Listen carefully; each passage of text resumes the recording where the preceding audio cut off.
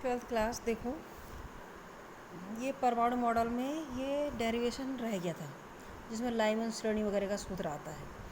Hydrogen सदृश परमाणुओं का बोहर का सिद्धांत। अब देखो, तुम्हें मालूम है कि हाइड्रोजन क्या है, उसमें क्या है, इलेक्ट्रॉन क्या है, ये नाभिक है। नाभिक के चारों तरफ इलेक्ट्रॉन घूम रहा है। माना बात, इलेक्ट्रॉन का द्रव्यमान, इलेक्ट्रॉन का द्रव्यमान क्या है, m है, और उसका आवेश क्या है, E है। माना नाभिक का कितना है, नाभिक का आवेश कितना है, ZE। ठीक है। आप देखो, हमें मालूम है जब भी कोई कण या जब भी कोई ऑब्जेक्ट सर्कल में घूमता है, जब कोई पिंड वृत्ताकार गति करता है गोले में, तो घूमने के लिए उसको अभिकेंद्र बल चाहिए। और वो अभिकेंद्र बल इन इलेक्ट्रॉन और यहाँ प्रोटॉन, इलेक्ट्रॉन निगेटिव पॉजिटिव के बीच में जो आकर्षण बल है, ये स्थिर वैद्युत आकर्षण बल इसको घूमने के लिए अभिकेंद्र बल प्रदान करता है। तो क्या हो जाएगा, क्योंकि इलेक्ट्रॉन नाभिक के चारों तरफ गोले में घूम रहे हैं, तो घूमने के लिए जो अभिकेंद्र बल है वो कहाँ से मिलेगा, इन दोनों के बीच में आकर्षण बल से। इसलिए क्या हो जाएगा, वृत्ताकार गति के लिए क्या हो जाएगा, अभिकेंद्र बल। क्या सूत्र था अभिकेंद्र बल का, mv²/r।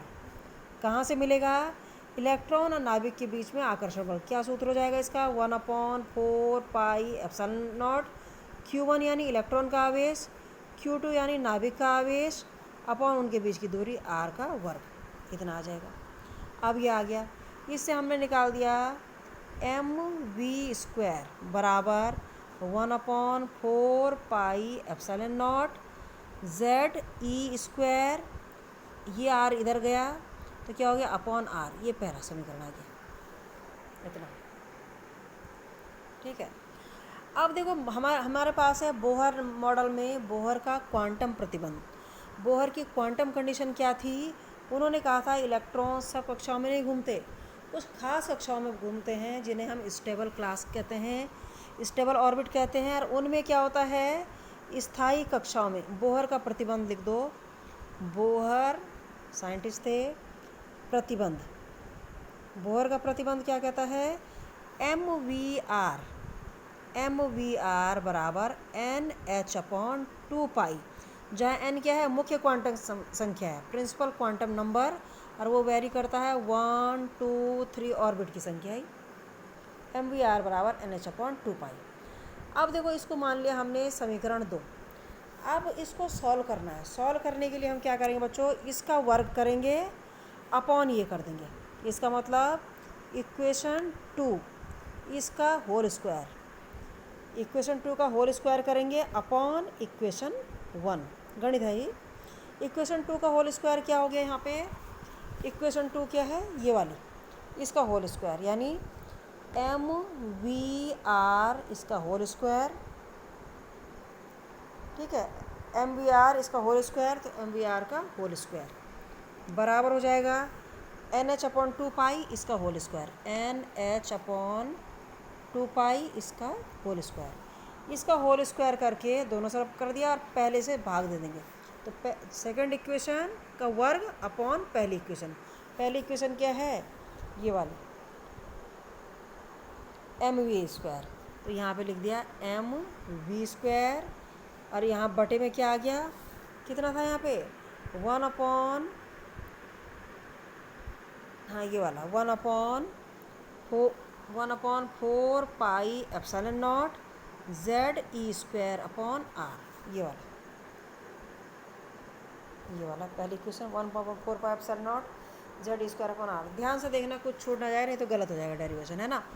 अब कितना आ गया, हमें निकालना सबसे पहले त्रिज्या निकालनी है। तो कितना हो गया, यहाँ पे सॉल्व कर दो इसको, m²v²r² अपॉन mv² बराबर n²h² इंटू ये 4πε0r ऊपर चला जाएगा, 4πε0r बटे क्या हो जाएगा, NH² 4 पाई स्क्वायर ये वाला, और बीच में जेड ई स्क्वायर ये वाला, ठीक है, N square H square 4 pi epsilon nought R बटे 4 पाई स्क्वायर और जेड ई स्क्वायर।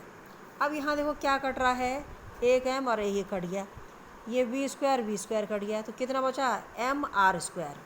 तो आर स्क्वायर बराबर निकाल दिया, एम बटे में ले गए, N square H square 4 pi epsilon nought R, ये क्या किया यहाँ पे आर स्क्वायर निकाला, एम बटे में ले आए, एम 4 पाई स्क्वायर, ठीक है, जेड ई स्क्वायर। मैथमेटिकल ज़्यादा है, थोड़ा ध्यान देना पड़ेगा, कुछ छूट ना जाए। अब देखो क्या किया, कुछ कट रहा है, देखो 4 पाई, तो 4 पाई का एक पाई बच गया। उसके बाद क्या बचा है, एन आर स्क्वायर बराबर एच स्क्वायर, उसके बाद आर एच स्क्वायर आर बटे M Z E square, H square R epsilon nought भी है, H square R epsilon nought बटे एम और पाई भी बचेगा, एम पाई और जेड ई स्क्वायर, और साथ में एन स्क्वायर हमने अलग रख दी, ठीक है। तो क्या हो गया यहाँ पे आर, ऐसा आर को इधर ले लो, ये आर से ये आर काट दो, तो कितना हो गया, ये आर कट गया तो यहाँ पे आर हो गया। तो क्या हो गया, आर बराबर क्या आ गया हमारे पास, ये आर से आर कट गया, आर बराबर H square epsilon nought M Z E square pi into N square. ये सारे कांस्टेंट हैं, प्लांक नियतांक एप्सिलॉन नॉट, एम इलेक्ट्रॉन का द्रव्यमान, जेड ई इलेक्ट्रॉन पाई सब कांस्टेंट है। तो क्या है एन क्या है, ऑर्बिट की संख्या। तो क्या हो गया हमारे पास, आर किस पर डिपेंड कर रहा है, एन स्क्वायर पे, यानी आर प्रोपोर्शनल है एन स्क्वायर पे। इसका मतलब क्या है कि जो इलेक्ट्रॉन है ना, उसकी त्रिज्या क्या है, मुख्य क्वांटम संख्या पे निर्भर करती है। अगर हम इसमें z बराबर 1 रख दें, z बराबर n 1 रख दें और n बराबर 1 रख दें, पहले ऑर्बिट के लिए और किसके लिए, हाइड्रोजन के लिए, तो कितना आ जाएगा, r बराबर आ जाएगा एच स्क्वायर एप्सिलॉन नॉट, ऊपर से देख लेना, बटे m z1 हो गया ई स्क्वायर पाई, इसका मान आता है 0.53 एंगस्ट्रॉम। तो हाइड्रोजन के लिए इसको बोहर त्रिज्या कहते हैं, बोहर त्रिज्या का मान कितना होता है 0.53 एंगस्ट्रॉम। और ये क्या है, कब प्राप्त होती है, जब z बराबर 1 है और n बराबर 1 है। अब देखो ये पहला आ गया इसमें त्रिज्या, कि पथ की त्रिज्या किस पर निर्भर करती है।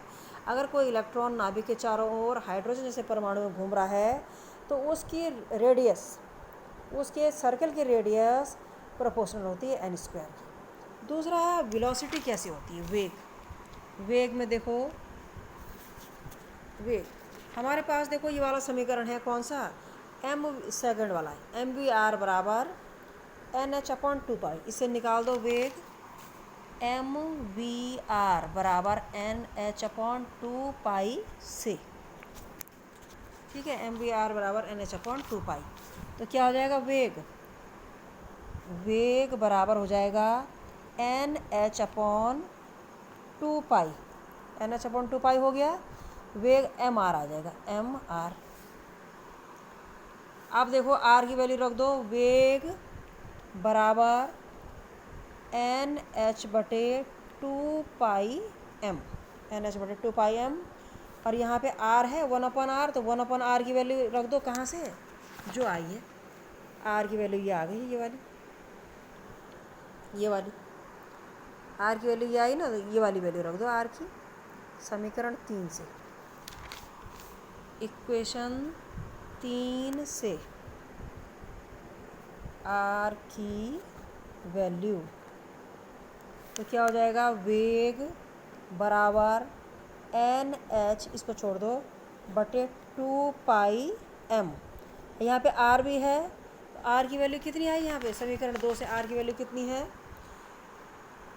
यहाँ पे आर की वैल्यू है, हमें लिखनी है 1/r की वैल्यू, NH/2 पाई m और 1/r की, r नीचे रखना है। तो r की वैल्यू कितनी आ रही है, ये h²ε0 n², यानी h²ε0